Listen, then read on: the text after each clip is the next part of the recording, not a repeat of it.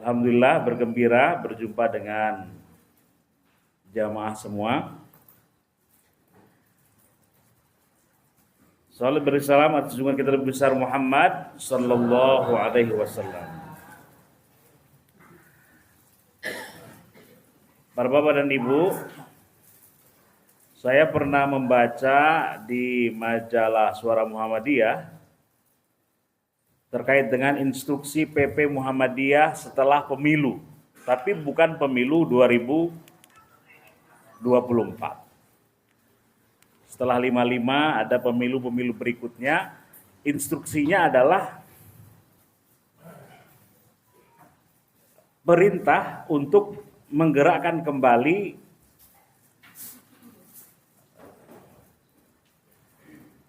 gerakan pengajian setelah pemilu. Nah, begitu. Karena biasanya setelah pemilu atau pilihan itu ada yang disebut dengan residu politik, begitu. Kalau pilihannya beda terus ya, begitu ya. Kalau pilihannya menang lalu gembira, begitu. Bagaimana dengan yang kalah, begitu. Kalau dulu Kang Yoto, Bupati Bojonegoro, pada saat pertama kali terpilih itu yang dukung Kang Yoto, kepala-kepala dinas itu senang sekali. Lalu mereka mengatakan kepada yang tidak mendukung, rasa no. Nah, kira-kira begitu. Siap-siap, kan gitu.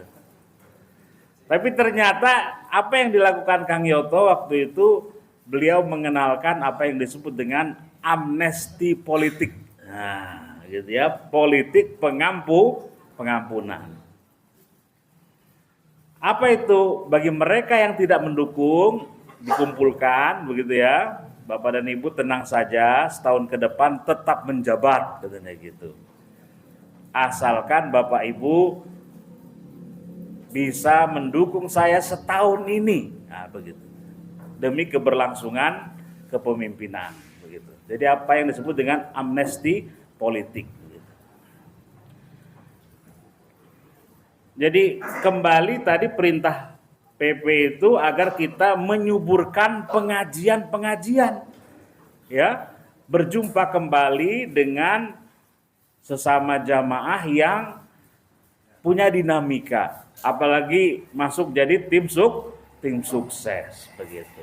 Jadi silaturahim, silatul fikr disemarakkan kembali, disuburkan kembali untuk mengurai sedikit residu politik tadi itu, sisa-sisa pencoblosan, begitu. Tapi masalahnya sekarang pilihannya berlanjut, habis pilpres, pileg, lalu bentar lagi pilkada. Maka mari kita, kalau bahasa Ustadz Fatur itu, menyegarkan kembali ruh bermuhammadiyah kita. Bahwasanya kita bermuhammadiyah itu tidak hanya kegiatan rutin, datang rapat, begitu ya, atau menghadiri undangan-undangan termasuk undangan pengajian. Lebih daripada itu adalah bahwasanya harus ada ruhnya, begitu. Apa yang kita lakukan itu semata-mata untuk mencari ridha Allah. Tetap berupaya untuk ittiba Rasul, kan begitu. Mengikuti apa yang Rasul contohkan, menghidupkan sunnah-sunnahnya. Ma'ana alaihi wa ashabi, yang ukurannya apa-apa yang aku contohkan, kata Rasul, dan para sahabat lakukan, begitu. Bapak dan Ibu, hari-hari ini setelah pilihan tadi, apalagi sekarang ada medsos itu, internet itu, ya, tantangannya tidak seperti tahun-tahun atau pilihan dahulu. Kalau dulu cukup dikumpulkan, ada klarifikasi, ada penjelasan, ada tabayun begitu. Lalu warganya cair. Tapi sekarang ada tukang gosok, ya. Bukan hanya gosok jati begitu pakai amplas kan gitu ya. Tapi ternyata ada yang menggosok-gosok melalui media sosial. Bapak dan Ibu, kita harus hati-hati terkait dengan para pemimpin kita, ulama kita, tokoh kita, gitu ya. Ada yang sukanya motong-motong, termasuk motong video, gitu ya. Termasuk, ya begitulah perilaku orang-orang yang tidak suka kalau tokoh kita, ulama kita itu naik daun, begitu. Ketokohannya makin, ya. Jadi kalau ada tokoh muslim yang makin kuat ketokohannya, selalu ada upaya untuk menggerusnya, begitu. Tadi tukang gosok tadi, character assassination, begitu. Bahkan kadang-kadang kalau sudah dijelaskan ada klarifikasinya masih dia membantah, kan begitu. Maka ini Bapak dan Ibu tidak hanya masalah lokal dan nasional, tetapi juga masalah geopolitik internasional. Ya, kami perlu sampaikan oleh-oleh dari Konsolidasi Nasional Majelis Tabligh di Jakarta 2 bulan yang lalu. Yang terakhir sebulan kemarin di Riau, sebelumnya di Jakarta. Kami hadir yang di Jakarta itu Ustadz kita, Ustadz Adi Hidayat yang juga Wakil Ketua Majelis Tabligh pimpinan Ustadz Muhammadiyah banyak menceritakan apa yang di belakang layar, begitu. Ya. Kalau beliau baca Al-Quran, kalau beliau menyebut dalil, surat An-Nahl ayat 24 contohnya, gitu ya. Halaman sekian, pojok kanan atas, kan gitu ya. Pojok kiri atas, gitu. Rupanya ada juga yang mempermasalahkan metode itu, gitu. Cara itu, ya. Dari golongan yang lain ini, dari teman kita, kan begitu. Beliau ceritakan tadi, beliau yang tadi memberatkan tadi itu datang ke Ustadz, kan begitu. Mbok kalau jenengan itu ceramah nggak usah harus pakai nyebut-nyebut halaman, pojok kanan atas, pojok kiri atas, begitu. Jadi ada yang keberatan begitu Bapak dan Ibu. Ya. Jadi masalah buat lo, gitu ya. Begitu. Padahal waktu itu awalnya itu untuk membantu para jamaah, Bapak dan Ibu yang notabene-nya agak sepuh begitu ya, agar membantu memudahkan membuka mushaf begitu. Ya. Jadi ada aspek yassiru wala tu'assiru. Basyiru wala tunaffiru, kan begitu. Tapi kalau kita terus-menerus hanya merespon dan reaktif terhadap yang demikian, maka energi kita habis, dan begitu. Maka kembali kita perlu ingat ada moto, ya, ada tagline Muhammadiyah yang sekarang mungkin jarang disebut, gitu ya. Sepi ing pamrih, rame ing gawe, begitu. Jadi Muhammadiyah sejak lama itu dulu kehadirannya asing, bahkan disalahpahami, misunderstanding, begitu ya. Ini Muhammadiyah agama baru apa lagi, kan kira-kira begitu. Jadi dulu Muhammadiyah hadir dan berupaya berkembang dan dinilai asing begitu, tapi terus saja istiqomah, ajak begitu, kajian Sabtu pagi terus gitu ya, Kajian malam Kamas tuh jalan gitu ya.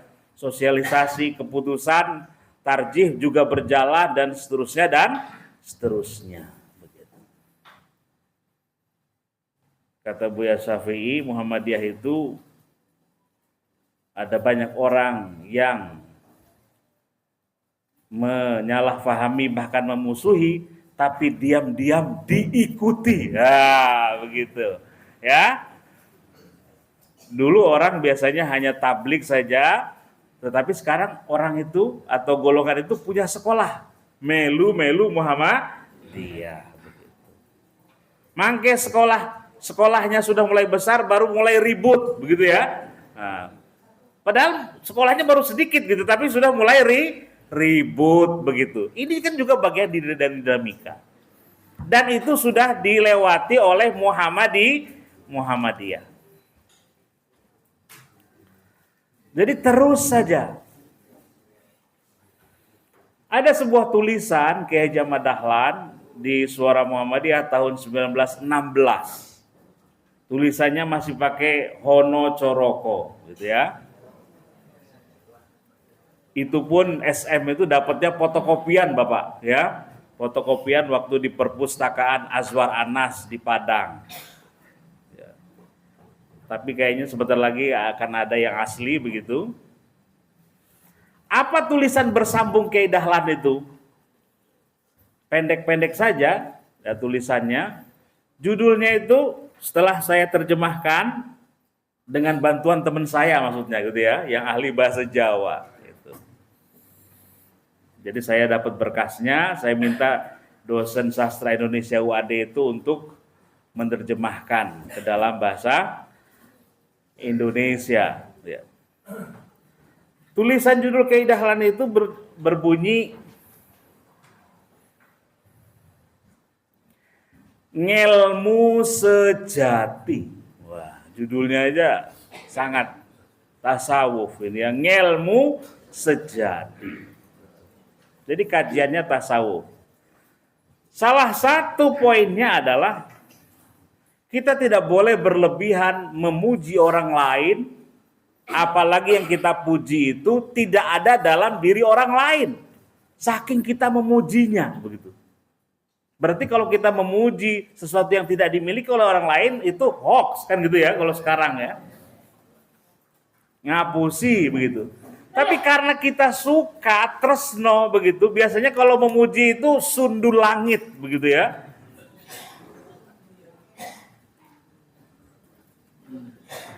Kata Imam Syafi'i, wa ainur ridha an kulli aibin kalilatin kama anna aina sukhti tubdil masawiya. Kalau ainur ridha, cara pandang yang suka itu kita pakai, wa ainur ridha an kulli aibin kalilatin. Kalau kita pakai cara pandang seneng itu, kalau meskipun yang kita lihat aib itu nggak kelihatan nih aibnya itu begitu. Kama anna aina sukhti tubdil masawiya. Seperti juga kalau orang sudah geting gitu ya, benci begitu.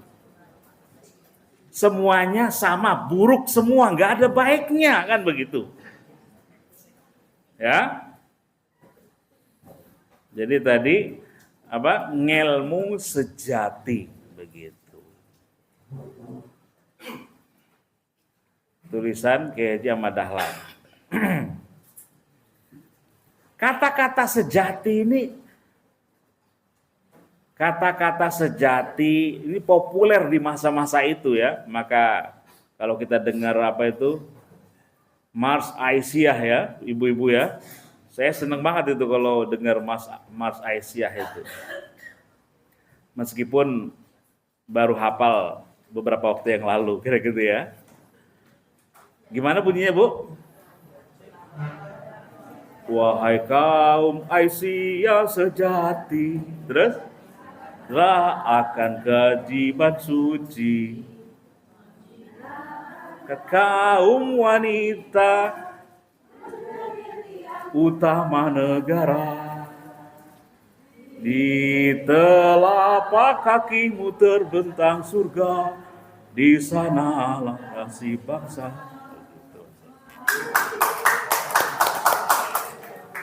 Ya, jadi sejati ini luar biasa ini ya. Satu lagi saya temukan di perpustakaannya Buya Syafi'i Ma'arif ya, atau yang disebut dengan Serambi Buya. Jadi rumahnya Buya Syafi'i itu diubah, koleksi bukunya didisplay semua begitu.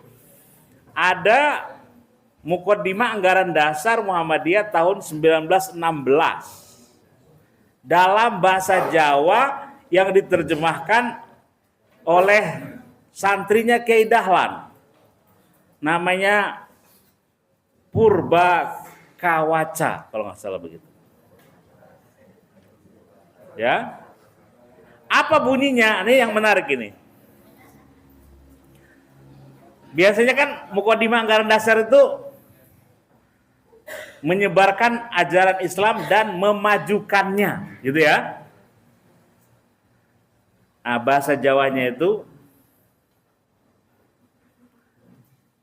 ngajoake. Nah, itu ya, memajukan itu. Berkemajuan tadi itu ya.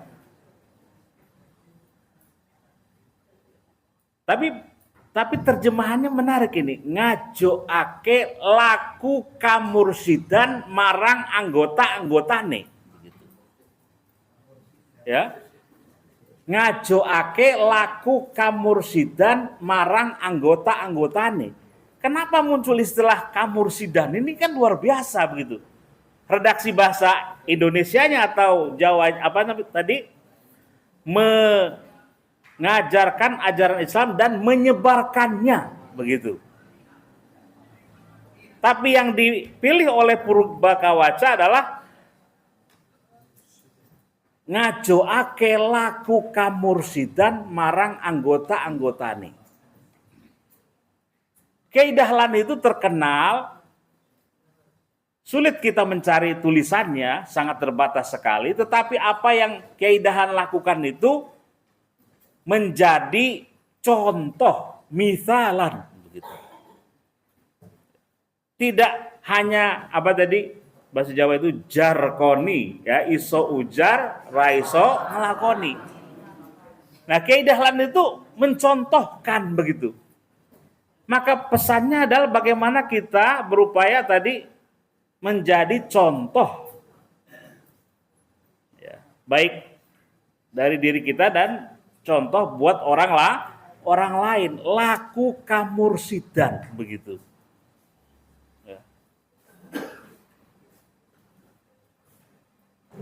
Jadi orang yang alim dulu disebut mu'alim atau juga mursyid begitu. Kalau kita mencari mursyid, mencari guru, yang dimaksud adalah guru yang waro, guru yang tadi tidak hanya mendalam ilmunya tetapi juga laku budinya, kan begitu. Nah, ini yang dahsyat ini, gitu ya. Ngajoake laku kamursidan.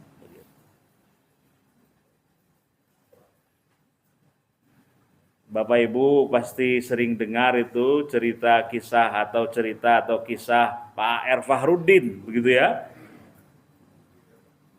yang luar biasa. Sudah jadi ketua umum PP Muhammadiyah, tinggalnya di Tiro, ya, masih jual bensin, kan begitu, ya. Kalau kata Pak Sukri dan putra-putranya itu, Pak R itu selalu dapat titipan dana untuk Muhammadiyah. Dadi talang ning ora teles, kata anak-anaknya begitu. Ya. Biasanya kalau jadi talang itu pasti bahas teles begitu loh, ya. Ini talang ning ora teles begitu. Ini kan luar biasa ini.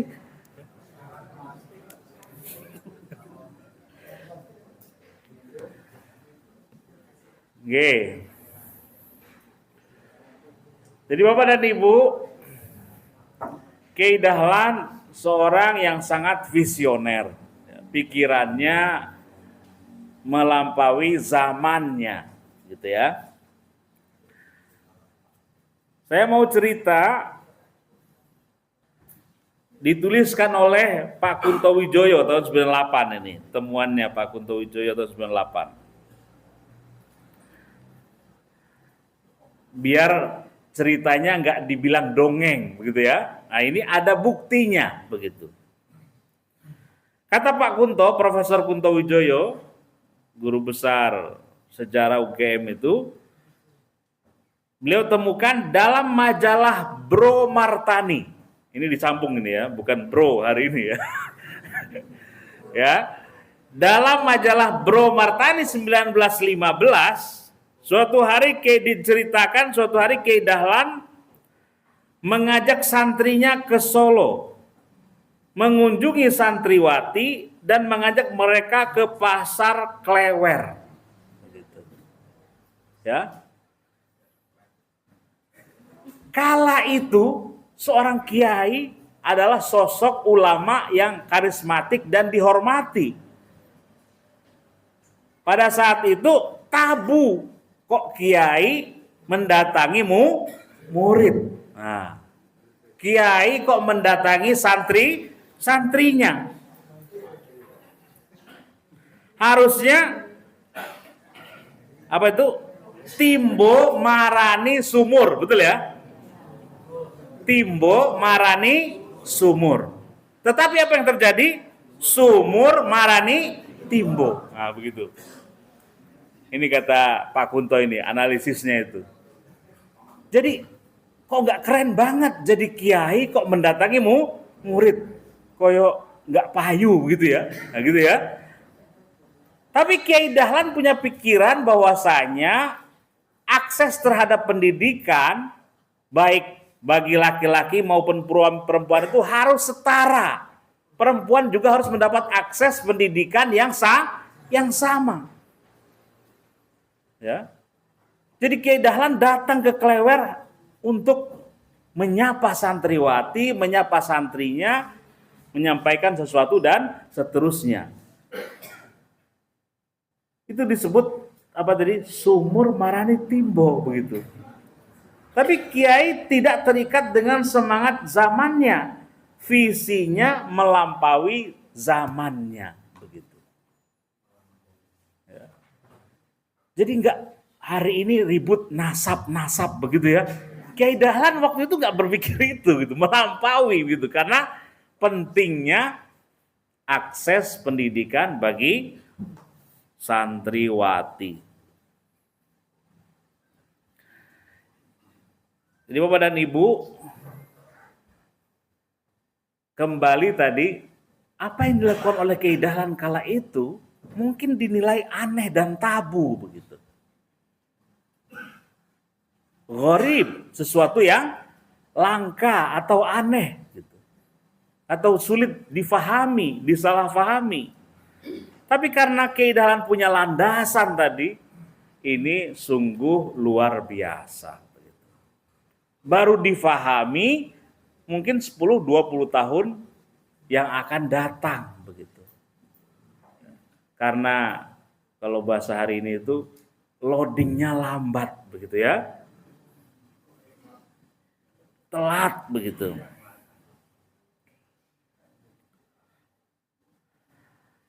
Hadirin rahimakumullah.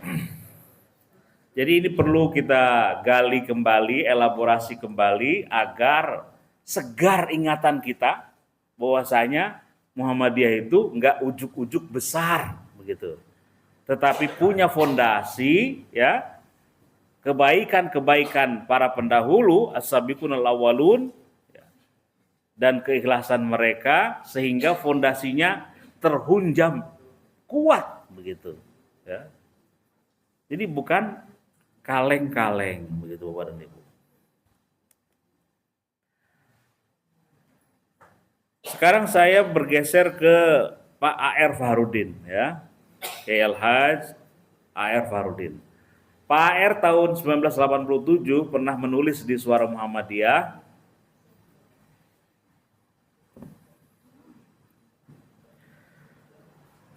Judulnya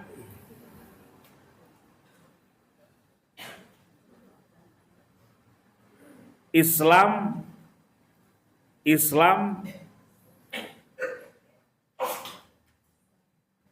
menjawab kehidupan. Islam menghidupkanmu, begitu. Agak lupa saya lengkapnya, yang pasti tentang itu, begitu. Apa yang dicatat dalam Surah Muhammadiyah tahun 87 itu, para ibu, Pak Air pernah diajar oleh santrinya Kiai Dahlan, namanya Kiai Suja. Nah, kalau di PKU ada Masjid Suja, begitu ya. Menurut Pak AR, dulu waktu dia ajar sama Kiai Suja itu, selain surah Al-Ma'un yang sering diajarkan oleh Kiai Dahlan, surah Al-Asr, Pak Kiai Dahlan juga sering menyebut surah Al-Anfal ayat 24, begitu. A'udzubillahi minasyaitonirrajim. Bismillahirrahmanirrahim.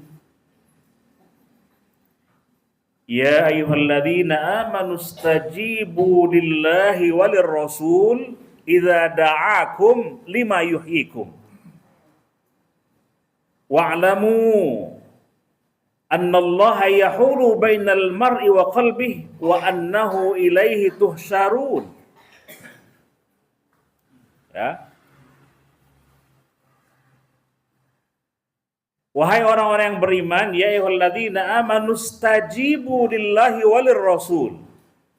Penuhilah ajakan atau seruan Allah dan Rasul. Yang ajakan serta seruan atau ajaran Allah dan Rasul itu lima yuhyikum, menghidupkanmu. Ternyata Pak Syafi'i itu, Buya Syafi'i itu selalu mention ini, ayat ini begitu. Meskipun nggak pakai sanad begitu ya. Kalau tadi kan Pak AR ya cerita tentang gurunya begitu, sanadnya begitu ya. Dari Kiai Suja. Buya Syafi'i juga sering menyebut ini di banyak forum begitu. Wahai orang-orang yang beriman, penuhilah ajakan Allah dan Rasul, yang ajakan Allah dan Rasul itu lima yuhyikum, menghidupkanmu. Begitu. Wa'lamu annallaha yahulu bainal mar'i wa qalbi. Dan ketahuilah bahwasanya Allah itu membatasi dirinya dengan hambanya itu tergantung hatinya. Wa annahu ilaihi tuhsyarun. Dan ketahuilah kepada Allah lah engkau akan dibangkitkan. Kalau hati kita cenderung kepada kebaikan, maka Allah akan dorong kepada kebaikan. Tapi kalau hati kita banyak ya kotor, bulir-bulir kerusakan, maka itu juga akan dominan begitu. Atau dalam ayat lain disebutkan sebagai potensi takwaha apa itu? Allah memberikan potensi kepada manusia itu fujuroha wa taqwaha. Gitu ya. Potensi ketakwaan dan potensi fujur, mengingkari Allah, kan begitu. Maka yang harus kita pupuk adalah husnudzon kita pada Allah. Lebih kita berupaya untuk mendekatkan diri kepada Allah. Membasahi lisan kita dengan zikrullah. Dengan kalimah thayyibah. Atau dalam bahasa Jawa itu mudah sekali orang Jawa. Pesannya tuh eling gitu ya. Cuman katanya apa? Eling begitu. Ingat ya, ingat pada Allah maksudnya. Ingat. Semua akan dimintai jawaban. Eling. Nggak boleh macem-macem kan begitu. Ya. Ajaran Allah dan Rasul itu mungkin awalnya pada saat kita berupaya melaksanakannya berat, kan begitu. Berangkat kajian Sabtu pagi harus penuh dengan perjuangan. Ya. Letangi kudu gasik, kan begitu. Bangunnya harus lebih awal, berkemas, begitu ya. Mungkin ada juga yang mandi sebelum subuh, begitu ya. Pakai pakaian terbaik. Jadi kita melangkah untuk kajian Sabtu pagi itu penuh dengan usaha dan perjuangan. Penuh dengan niat. Dua niat apa enggak, kan begitu. Dalam bukunya Ahmad Zainuri, di Solo dulu ada tulisan yang bagus judulnya Panggugahing Islam. Islam yang menggugah. Bukan hanya membangunkan, tetapi menyadarkan, kan begitu. Orang baru terbelalak dan sadar begitu. Sungguh indah dan nikmatnya beriman, begitu. Sungguh indah dan nikmatnya sehat pada saat orang menderita sakit, begitu. Ya, panggugahing Islam, Islam yang menggugah, tidak hanya dibaca dan dihafal, tetapi bagaimana ajaran Islam itu termanifestasi dalam amal, kan begitu. Atau bahasa yang lain disebut fungsional, imannya fungsional, orang mengaku-ngaku beriman, begitu. Ahasiban nas ayutraku ayyaqulu amanna wa hum la yuftanun. Apakah manusia mengira mereka akan dibiarkan mengaku beriman sedangkan mereka tidak diuji, begitu.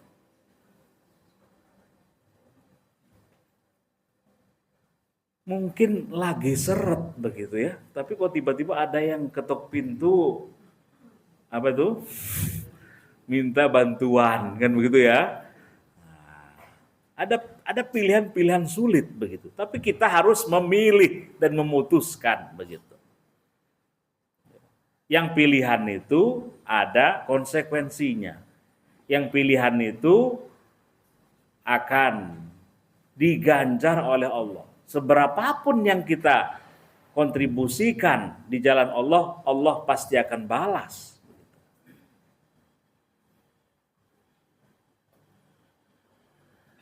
Wa ma tunfiqu min syai'in fi sabilillah yuwaffa ilaikum wa antum la tuzlamun. Dan apa-apa yang engkau infakkan di jalan Allah, meskipun sedikit, yuwaffa ilaikum, Allah pasti akan balas. Wa antum la tuzlamun, dan kalian tidak akan pernah terzolimi atau dizolimi oleh Allah. Panggugahing Islam, ya, ajaran Islam yang menghidupkan, menyadarkan. Ada seorang pilot, ya, disebutkan dalam tafsir Al-Azhar itu karya Buya Hamka, seorang pilot yang dia baca terjemahan Quran, yang pasti dalam bahasa Inggris, ya, dalam bahasa Inggris. Sampailah beliau membaca pada ayat-ayat yang membincangkan langit, lautan, begitu ya, air, banjir dan seterusnya, begitu.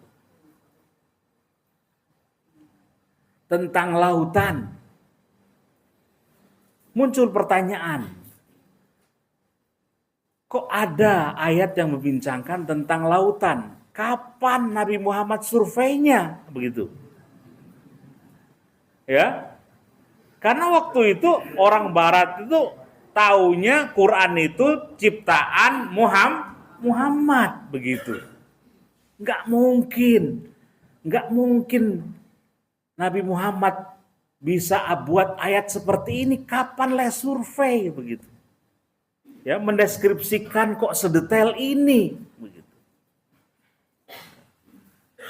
Barulah muncul itu, ya, potensi untuk beriman tadi.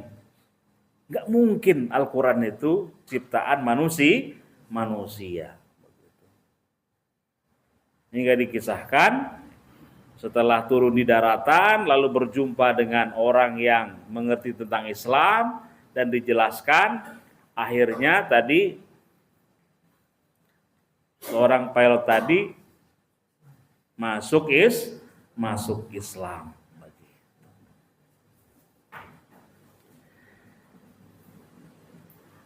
Bapak dan Ibu, jadi mari kita jaga jamiah kita ini. Mari kita jaga ruh bermuhammadiyah kita ini agar tidak terjebak hanya sebatas rutinitas, begitu. Ya. Muhammadiyah terus saja berbuat, berpikir, mencari inovasi dan terobosan, begitu ya.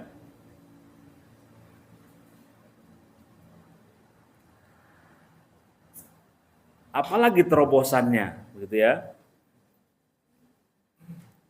Kok ada MDMC, ya ada relawan-relawan Muhammadiyah terkait dengan kebencanaan. Dimanapun ada kebencanaan, insya Allah segera Muhammadiyah merespon dan mengirimkan relawannya. Lalu bagaimana juga pengelolaan potensi lazis Muhammadiyah, ya.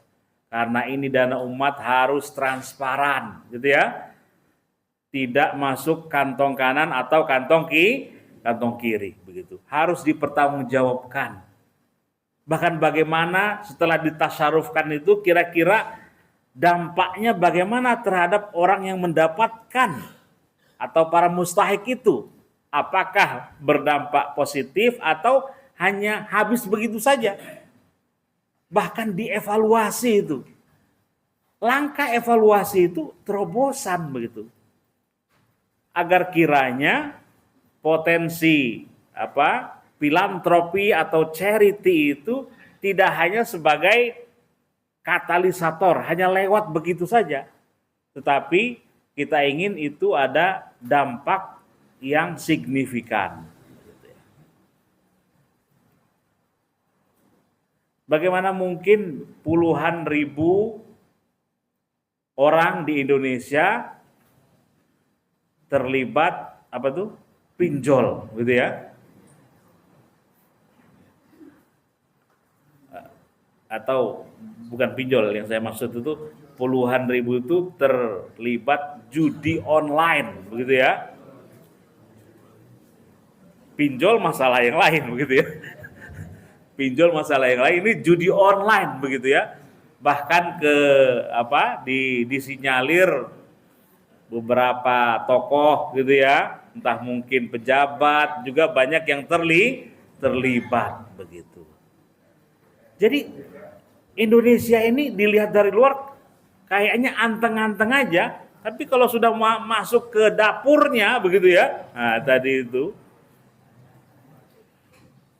kita hari ini sedang tidak baik-baik saja, begitu. Ya. Tapi Bapak dan Ibu, pada saat Bapak dan Ibu makin kenal Muhammadiyah, ya, makin tahu dapurnya, mungkin ada sedikit bolong-bolong sedikit, begitu ya. Kita juga harus akui ada kelemahan-kelemahannya. Tapi karena Bapak Ibu cinta dengan Muhammadiyah, maka Bapak Ibu tidak akan lari dari Muhammadiyah. Woro-woro iki lho ele Muhammadiyah ngene iki lho ngene kan, gitu ya. Karena kita cinta dengan persyarikatan ini, jamiah kita ini, apa yang kurang kita upayakan untuk dibenahi. Caranya bagaimana? Ya ada evaluasi, ada kritik, ada pil pahit yang harus ditelan. Sebelum Muktamar 2015, ada forum internasional di Universitas Muhammadiyah Malang, namanya International Research Conference on Muhammadiyah. Ada konferensi internasional para peneliti Muhammadiyah baik dari dalam negeri maupun luar negeri. Ya kita undang mereka.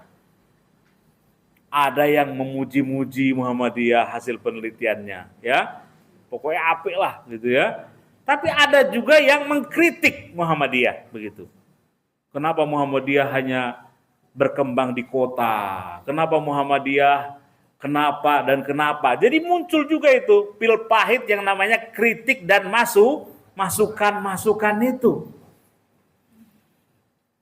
Maka karena kita ini sebagai organisasi modern, organisasi Islam modern terbesar di dunia dan di akhirat. ya, organisasi modern, maka salah satu sifatnya tadi atau karakternya itu adalah terbuka terhadap kritik dan masukan begitu loh. Meskipun ya agak panas juga kuping kita dengarnya itu ya. Ya pil pahit, harus menelan pil pahit tadi. Tapi karena kritik adalah konsultasi gratis untuk maju, gitu ya.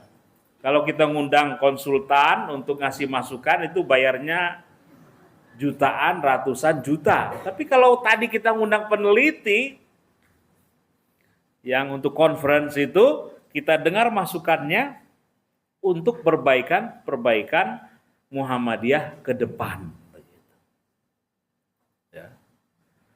Saudara kita hari ini sudah mulai memiliki banyak universitas, ya. Kalau kita PTM, Perguruan Tinggi Muhammadiyah. Saudara kita juga sudah mulai punya banyak kampus itu, akan itu ya. Nah, kampus itu biasanya kan ada evaluasi, ada akreditasi gitu toh. Lalu setiap evaluasi kok temuannya kurang gitu ya. Nah, itu panas itu kiainya. Udah stop katanya gitu ya. Nggak siap, belum siap kan begitu. Belum siap mendengarkan kekurangan dan kelemahan dirinya begitu. Ini harus belajar lama dan panjang begitu. Nah, kita alhamdulillah sudah melewati fase latihan. Ya, siap menerima masukan untuk kemajuan kita. Ya, jadi Muhammadiyah tidak anti kritik begitu. Meskipun kalau ditanya soal tambang sulit juga jawabnya, gitu ya. Biarlah PP Muhammadiyah yang jawab lah, kira-kira begitu. Masih ada waktunya, Pak? Masih panjang ya? Ya, untuk pengantar mungkin itu dulu Bapak dan Ibu, nanti biar ada dialog begitu. Waalaikumsalam. Assalamualaikum warahmatullahi wabarakatuh. Tasawuf itu ilmu yang memang dari Rasul ya, Ustaz, atau dari Rasul apa? Bagaimana pandangan Muhammadiyah tentang tasawuf? Karena saya ada pengantar awal waktu saya di kuliah itu ada tasawuf ya, dan paling ini sehingga kalau sing bahasa itu merasa nanti HP, merasa mobil HP, konten umal. Ini yang saya mohon yang pertama tadi bisa sampai ke atasnya ya Ustaz. Ustaz ke Muhammadiyah ke atasnya. Maka itu bisa memberikan. Kaitannya dengan titik tadi yang tadi disebutkan masalah untuk pengelolaan tambang kan sulit kan. yang lain ini ada ketika sudah viral masa Kristen Muhammadiyah ini juga Kristen Muhammadiyah itu maksudnya gimana? Yang kedua masalah kemudian ada tokoh Nasrani yang datang dipuji-puji oleh tua kita itu juga dikritik. Muhammad punya nabi, Muhammad lebih nabi itu kritik-kritikan itu kita akan mencerahkan kepada itu bagaimana itu memuji-muji Rasul siapa itu tokoh dunia dan yang satu lagi Kristen Muhammadiyah itu yang mungkin dari Universitas Muhammadiyah itu banyak masuk banyak Kristen yang tukang yang sulit tiga saya masuk pun Lanjut silakan. Sama aja Putri tadi yang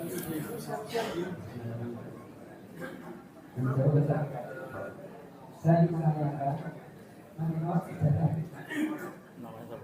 Ketika dulu Muhammad Mustafa, ketika dulu tokoh kita Pak Supri Fakoli itu bisa menjadi wakil wali kota, maka pendidikan di Muhammadiyah, bantuan kepada Muhammadiyah cukup bagus. Dan pada waktu itu juga Bapak Supri Fakoli bisa sedikit banyak menghilangkan kemungkaran di Yogyakarta. Nah, dalam hal pembimbingan pada saat ini kita ada satu tokoh Bapak Ahmad. Nah, apakah Muhammadiyah sudah punya doktrin kepada warga Muhammadiyah dari tingkat SMA sampai perguruan tinggi agar kita bisa memilih calon wali kota kita yang bisa membawa Muhammadiyah? Karena pada saat ini warga Muhammadiyah itu banyak banget. Ada 23, ada beda dan macam-macam. Kita khawatir kalau kita dalam memilih pada saat ini kita salah, maka kita juga akan terjun ke sana. Kalau nanti kita bisa memilih salah satu tokoh kita, misalnya Pak Ahmad, insya Allah akan membawa pendidikan Muhammadiyah ke lebih baik. Apakah dari PP Muhammadiyah dan atau wilayah ada doktrin untuk memilih tokoh kita? Terima kasih. Satu lagi Bapak. Nanti ibu-ibu ya. Setelah ini. Assalamualaikum warahmatullahi wabarakatuh. Terima kasih Pak Ustaz atas waktunya. Menyambung yang pertanyaan pertama yang Bapak pertama tadi. Saya ucapkan terima kasih pada Gus yang di depan namanya. Saya ini Pak, mohon maaf. Saya ini orang yang asli Pak. Tapi saya cinta Muhammadiyah. Maksudnya begini, saya bukan mama ini Pak, ini yang cinta saja. Saya merasa berdosa juga dalam waktu 10 tahun ini. Saya termasuk orang yang pengawal demokrasi yang kantor saya di Lahan Dekat Jambar itu ya dulu ya. Yang sekarang tidak di pinggiran. Artinya kami tahu persis Pak seluk-beluknya bagaimana demokrasi di Indonesia. Tadi arahan dari narasumber sangat bagus sekali, konsolidasi demokrasi terutama menjelang pilkada. Karena bagaimana rusaknya demokrasi yang dilakukan oleh oknum-oknum ya. Sehingga ini para pemuka agama yang harus menyelesaikan. Kalau yang lain saya tidak percaya, terutama itu saya percaya sama sekali Pak, karena organisasinya bagus sekali. 10 tahun ini kita semua mencaci ya pelaksanaan pemerintahan. Artinya kita banyak dosa.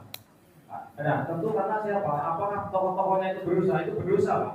Karena pada saat terjadi psikologi sosial itu tidak segera diatasi oleh para tokoh-tokoh agama. Karena ini tadi disampaikan oleh Bapak misalnya begini. Orang Islam sendiri kadang-kadang kalau sudah salah pilihan itu sudah saling mencaci Pak. Nah, ini persoalan Pak.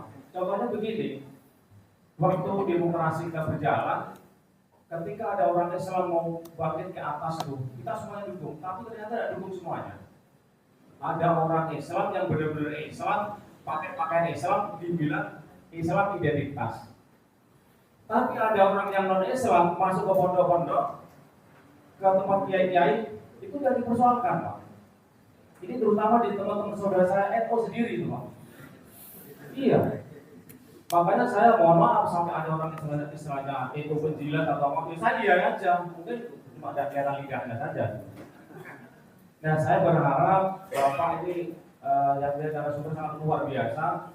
Saya mohon untuk karena ini segmennya Bapak tua-tua yang perlu harus ada spesifik istilahnya politik praktis ya, langsung diarahkan saja. Kalau politik simbolik kayaknya agak nyantol gitu Pak ya.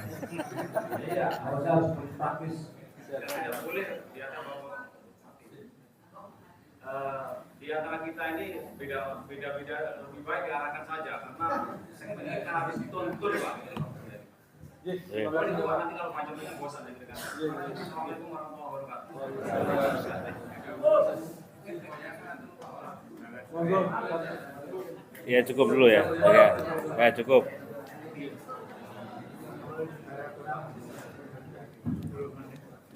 Oke, terima kasih. Pokoknya kalau bicara politik gayeng pokoknya ya. Warga Muhammadiyah itu kalau bicara politik gayeng ya. Dari forum ke forum ya, bahkan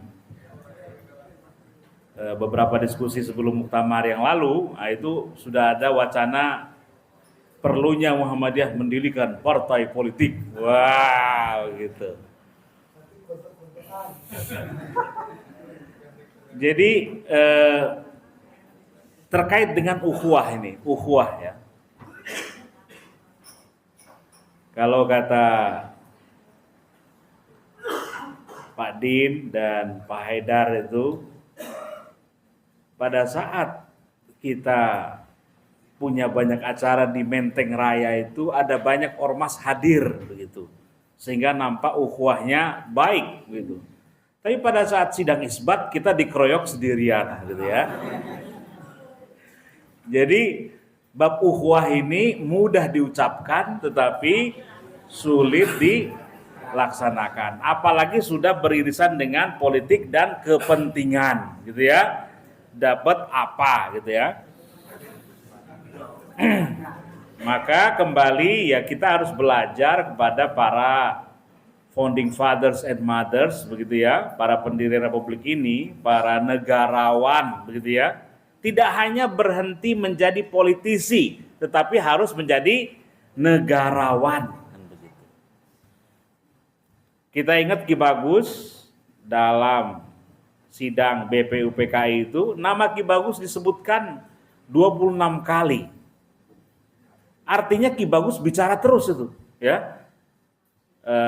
Bagaimana Ki Bagus mewarnai perdebatan di BPUPKI. Tapi ada pidato Ki Bagus yang luar biasa pada saat beliau menyitir ayat Quran yang bunyinya kanan nas ummatan wahidah. Sungguh manusia itu adalah satu. Nah, ajakan untuk persatuan kemanusiaan ini yang membuat pihak-pihak lain atau golongan nasionalis dan sekuler itu tergugah dan segera berupaya mufakat begitu. Ini luar biasa. Artinya ada diplomasi yang luar biasa, pemikiran, terobosan begitu. Nah, kita perlu menggali lanjutan ayat tersebut apa begitu ya. Karena yang dikutip baru depannya. A'udzubillahi minasyaitonirrajim. Bismillahirrahmanirrahim. Kanan nas ummatan wahidah. Fa ba'asallahu an-nabiyyin mubasysyirin wa munzirin wa anzala ma'ahumul kitab liyahkuma bainan nas fi makhtalafu fi. Masih agak panjang berikutnya itu, tapi sampai di situ. Sungguh manusia adalah satu, lalu Allah mengutus para nabi yang berfungsi sebagai mubasysyirin wa munzirin, pemberi kabar gembira dan pemberi peringatan. Wa anzala ma'ahumul kitab, bersama para nabi itu kitab suci. Liyahkuma bainan nas fi makhtalafu fi, agar ia berhukum dengan acuan kitab suci atas apa-apa yang mereka perselisihkan. Artinya kitab suci Al-Quran ini harus menjadi sumber hukum tertinggi ya.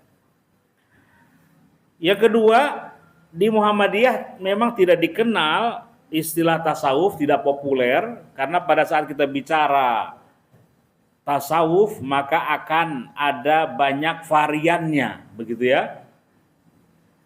Yang populer di Muhammadiyah yang dikenalkan oleh Pak Azhar Bashir itu adalah tasawuf, atau itu disebut dengan istilah akhlak begitu ya. Kalau Buya Hamka menyebutnya tasawuf positif gitu ya. Tapi Kiai Azhar Bashir lebih memilih dalam tulisan Risalah Islamiyah itu mengelaborasinya dengan akhlak, risalah akhlak begitu. Agar tidak terjebak kepada perdebatan tentang kemursidan, tentang mursidnya siapa dan seterusnya begitu. Yang kedua, ini terkait dengan Krismuha, Kristen Muhammadiyah, udah diklarifikasi oleh Profesor Abdul Mu'ti. Istilah Kristen Muhammadiyah itu tidak istilah teologis, tetapi itu kategori sosiologis. Pada saat di Indonesia Timur kita berupaya mendirikan universitas yang notabene mahasiswanya lebih dari 70% itu non-muslim, begitu. Yang mereka fasih itu menyanyikan Mars Muhammadiyah itu ya. Sang Surya ya. Satu, kita hadir sebagai penyeru dakwah, pencerahan kemanusiaan. Di sisi yang lain ini juga kritik buat mereka gitu. Di saat ini banyak umatnya kok mereka tidak mendirikan universitas. Ya. Sekarang di Papua, di eranya Pak Haidar ini, Papua banyak mendapatkan perhatian. Universitasnya berdiri beberapa, bahkan kemarin sudah diresmikan rumah sakit juga. Ya, dengan bantuan Bapak Presiden begitu ya. Ya. Bagaimana di Papua itu sungguh tadi pendidikan itu belum mendapatkan prioritas, sulit diakses, begitu loh. Ya.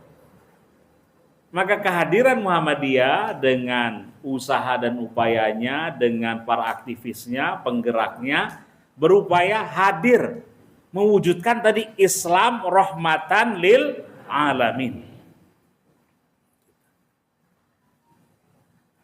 Ya. Yang ketiga, karena Muhammadiyah ini punya visi tidak hanya nasional tetapi internasional, ya mulai dengan berdirinya pimpinan cabang istimewa di mana-mana begitu ya. Lalu apalagi di eranya Pak Din itu bagaimana peran-peran umat Islam melalui Muhammadiyah, melalui langkah-langkah yang diwujudkan Pak Din itu, agar kita bisa mewarnai dan menjadi hadir sebagai bagian dari problem solver, ya, bagian dari yang bisa mengurai masalah, bagian dari solusi. Maka ada jejaring tadi itu, jejaring internasional. Pak Din dengan sejak ketua PP Muhammadiyah itu sudah melakukan banyak forum, namanya World Peace Forum, forum perdamaian dunia, yang mengundang para aktivis perdamaian internasional maupun nasional untuk membincangkan isu-isu perdamaian, yang itu juga beririsan dengan umat Islam, gitu ya. Ya termasuk mungkin berjumpa juga dengan Paus di Vatikan dan seterusnya itu. Maka dalam konteks kemanusiaan universal tadi, ya, bagian dari menghormati tamu, ya, maka tidak heran kalau Pak Haidar juga mengapresiasi, karena Pak Haidar juga ke sana begitu dan mendapatkan tanggapan yang baik begitu ya.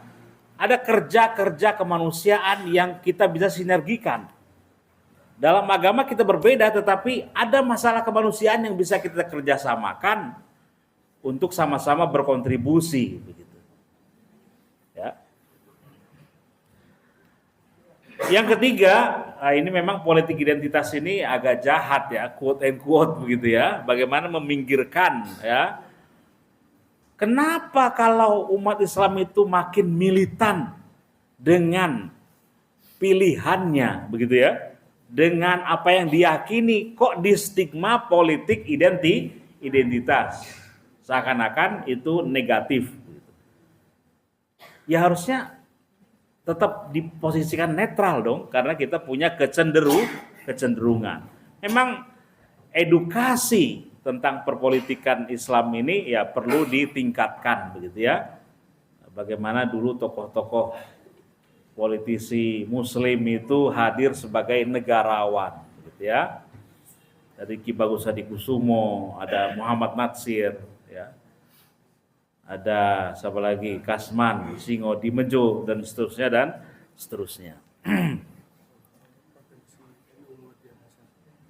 Ya, kalau potensi NU Muhammadiyah bersatu sudah sejak 1985 dan 90 ya, eranya Pak AR itu ya, menjelang muktamar itu. Muhammadiyah menggandeng NU, NU menggandeng Muhammadiyah. Ya, bodoh-bodoh menggandeng, kan gitu. Masalahnya gandengannya kuat, erat atau tidak, kan begitu ya. Kerja-kerja konkret. Waktu di eranya Buya Syafi'i, NU dan Muhammadiyah banyak melakukan kerja-kerja edukasi politik anti korupsi, begitu ya. Waktu itu Buya Syafi'i ya keras sekali ya. Maka muncul fikih anti korupsi ya yang dirilis oleh Muhammadiyah, NU dan beberapa ormas yang lain, gitu ya. Jadi memang sudah tidak lagi wacana, gitu ya, tetapi memang silaturahimnya bagaimana ada upaya kerja-kerja konkret, gitu. Hari ini PWM ya, PWM Muhammadiyah, PWM DIY, PWNU, MUI ya sudah melakukan beberapa kali kunjungan dan diskusi, termasuk kemarin yang baru di launching ya, bagaimana merespon isu maraknya outlet itu ya, miras gitu ya. Jadi pada saat isu ini muncul, saya ingat tokoh kita Profesor Dadang Hawari, gitu ya, almarhum Pak Dadang Hawari sudah puluhan tahun yang lalu mengingatkan gitu, potensi kerusakan dari narkoba itu ya. Bahkan sekarang modusnya sudah bermacam-macam, gitu ya. Miras dan narkoba. Ya. Bagaimana orang mengirim narkoba dari luar negeri, saking dia ingin mengamankan barang itu, maka rela mengoperasi seorang bayi begitu ya, dibuka, lalu narkobanya dimasukkan ke tempat sesuatu dan dimasukkan di dalam tubuh begitu loh. Hasil bedahnya tadi itu gitu. Ya. Meskipun ya kedetek juga begitu. Bahkan cerita ya mereka-mereka yang menekuni isu ini begitu, ada seorang seorang putri ya, berarti dari luar negeri, pakai jilbab yang lengkap begitu, tapi tiba-tiba seorang muslimah ini harus ditahan di imigrasi begitu. Ada apa? Begitu. Lama. Nah, ternyata dia membawa narkoba tadi itu. Maaf ini Bapak dan Ibu, ini info yang saya dengar begitu, bagaimana si narkoba itu dimasukkan ke dalam kondomnya dimasukkan ke alat kelamin, kan begitu. Terus dikasih mungkin apalah begitu, dikasih tali atau bagaimana, nah talinya itu ketahuan begitu. Jadi kalau ditarik keluar itu barangnya kan begitu. Kok sedemikian rupa begitu ya Bapak dan Ibu. Jadi menghalalkan segala cara hanya untuk memenuhi hawa nafsunya, mempertuhankan hawa nafsunya. Saya belum dapat jawaban nanti itu bagusnya. Yang Muhammadiyah itu bagaimana pas pemilu kok bisanya? Itu ya saya butuh itu. Ya. Jadi kalau arahannya Pak Haidar itu, kalau kita terlalu banyak berharap kepada ormas dalam wilayah politik, padahal itu kewenangannya tidak melulu ormas yang harus di depan begitu. Ya, keberadaan partai politik dan para politisinya ini lebih strategis untuk kita aktivasi. Artinya kita berharap yang terpilih adalah politisi-politisi yang punya pemikiran, punya komitmen, kan begitu. Melalui jalur itu kita dorong mereka memperjuangkan aspirasi umat Islam. Tetap ormas bergerak begitu tadi, NU dan Muhammadiyah dengan fungsinya begitu. Tapi kalau selalu harus di garda depan dalam isu-isu yang sesungguhnya kewenangan lembaga-lembaga tadi, termasuk partai politik dan para politisi, begitu para pejabat, maka kadang ormas itu ngerem gitu, ya. Jangan sampai nanti kita mengelola ormas layaknya mengelola partai politik, gitu. Ada fasenya bagaimana para aktivis Masumi dulu, begitu ya, yang juga kebetulan pengurus Muhammadiyah, gitu. Karena kepemimpinan ya atau dinamika di partai politik itu mempengaruhi kepemimpinannya mengelola Muhammadiyah. Jadi ada pergeseran kala itu. Di eranya ketua umumnya Fakih Usman. Maka di eranya Pak Fakih Usman, meskipun sebentar begitu, beliau berhasil untuk menggugah kembali, menyadarkan warga Muhammadiyah akan hal-hal yang paling fundamental terkait dengan al-masailul khams, masalah 5 itu, ya, agar menghindari tadi perilaku cara-cara mengelola partai politik dibawa ke Muhammadiyah. Ya, ini terkenal sekali al-masailul khams. Ya, ma huwa din, apakah agama itu? Ma hiya dunya, wa ma huwal qiyas, wa ma huwa sabilullah, gitu ya. Satu lagi, wa ma hiyal ibadah, begitu ya. Jadi masalah 5 ini dielaborasi kembali untuk reorientasi kembali ya, bahwasanya Muhammadiyah itu bukan partai politik, begitu. Ya, terkait dengan dinamika politik lokal begitu, ya, komunikasi Muhammadiyah dengan beberapa calon atau mungkin para calon dan partai politik itu silaturahmi ke Muhammadiyah itu ada begitu. Tapi kembali bahwasanya ya kita berdiri dalam ranah-ranah ya seruan-seruan moral tadi ya, menyampaikan harapan-harapan, sama-sama menghargai peran dan fungsinya begitu ya, dan seterusnya begitu.